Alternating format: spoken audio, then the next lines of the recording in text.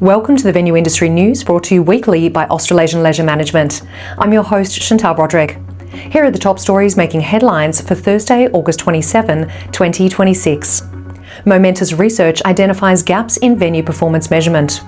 Roy Morgan research shows live theatre attendance exceeds pre-pandemic numbers, but lower overall engagement.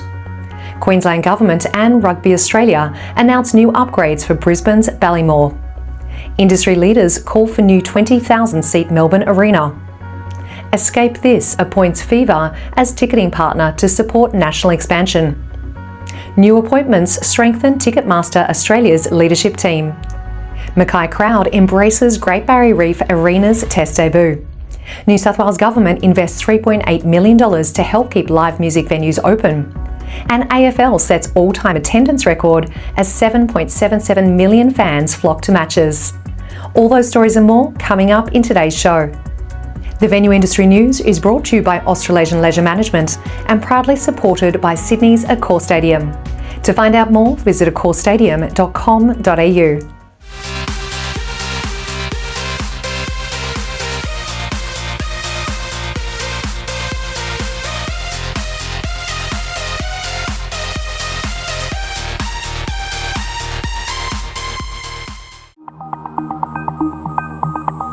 New international research from venue and event management software provider Momentus Technologies has found that many venue operators lack the consistent data and performance measures needed to identify revenue and operational improvements.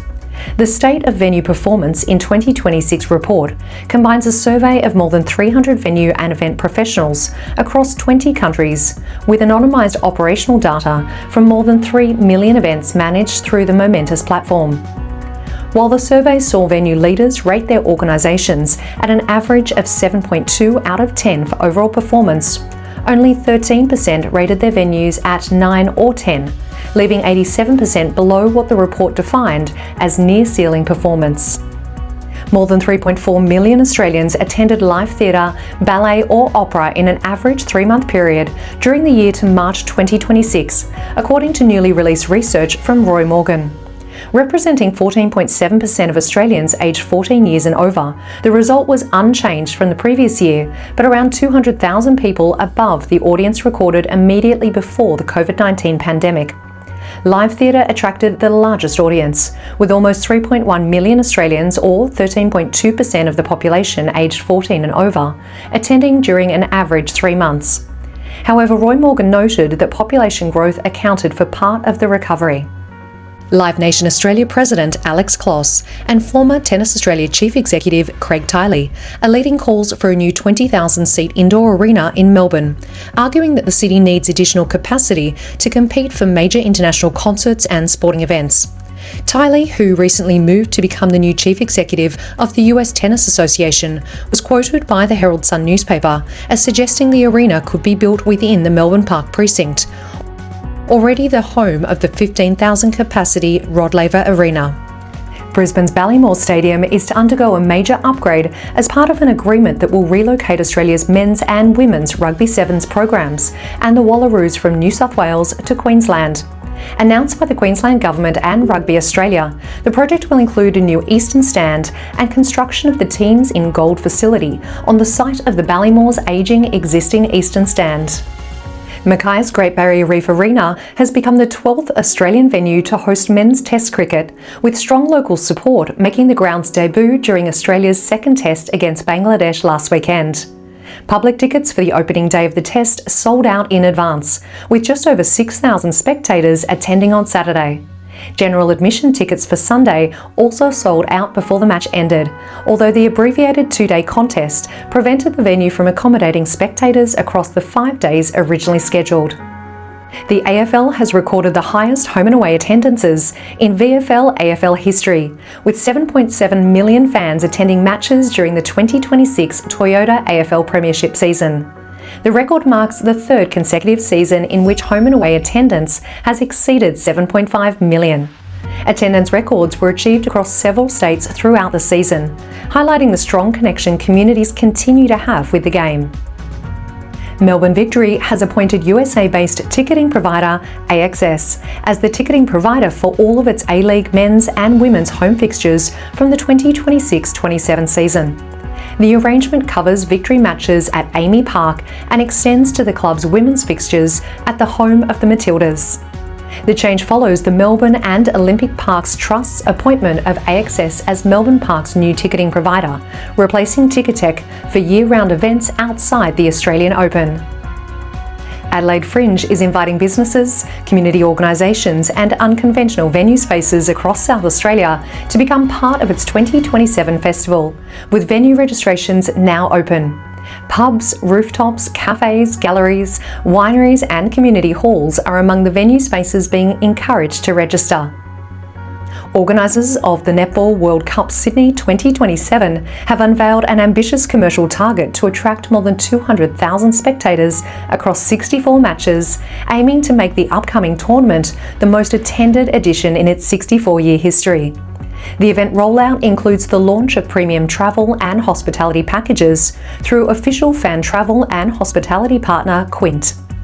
Immersive entertainment operator Escape This has appointed global live entertainment platform Fever as its official ticketing partner under a 5-year agreement designed to support the company's expansion across Australia.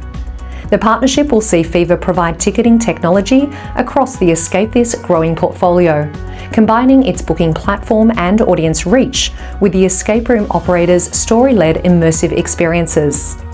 Escape This currently operates 4 venues across Perth and Sydney, with a new Melbourne CBD location recently opening after selling out its opening weekend. The New South Wales Government is providing $3.8 million to support upgrades at 33 live music venues across metropolitan and regional New South Wales, as rising operating costs and changing consumer behaviour continue to place pressure on the sector. The latest round of venue upgrade grants will fund projects ranging from soundproofing and audiovisual improvements to staging, lighting, energy efficiency and planning advice. Tamworth is strengthening its nighttime economy beyond the annual Country Music Festival, with the launch of New South Wales' first regional special entertainment precincts. Tamworth Regional Council has established 2 precinct trials, one covering the CBD and another at the Sports and Entertainment Precinct, introducing tailored trading hours and sound management settings designed to support hospitality, live music and entertainment operators.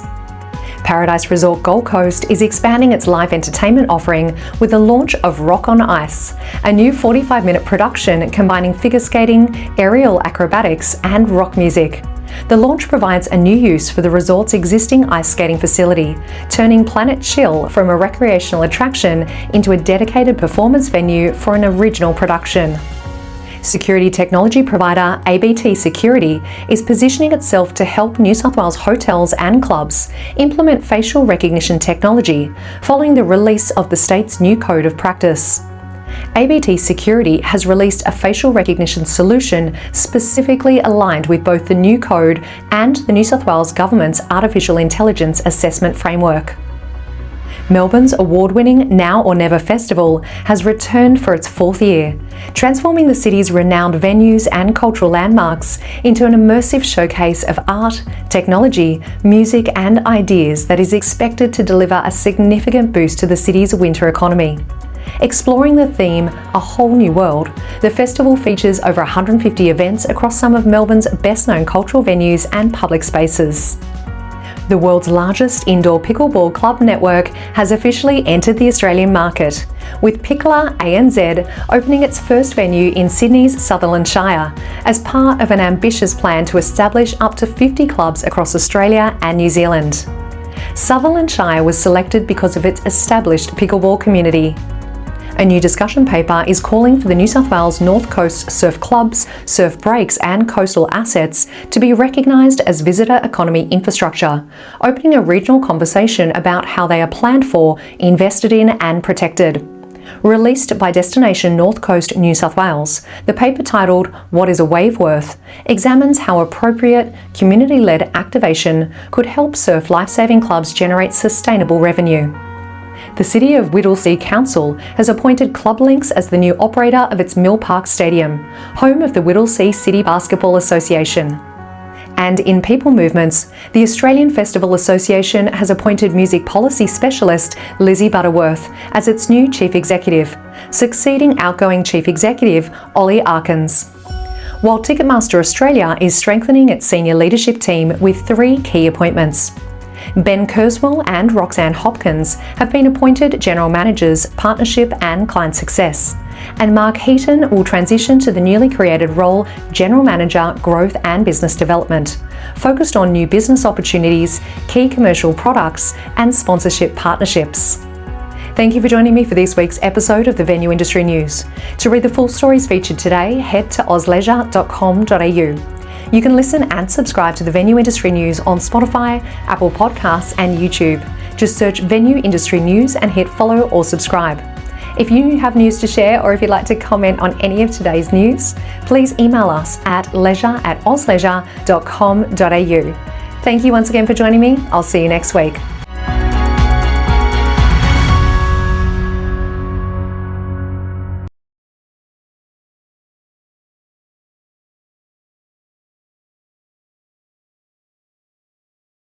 Are leading calls for a new 20,000-seat indoor arena in Melbourne, arguing that the city needs additional capacity to compete for major international concerts and sporting events.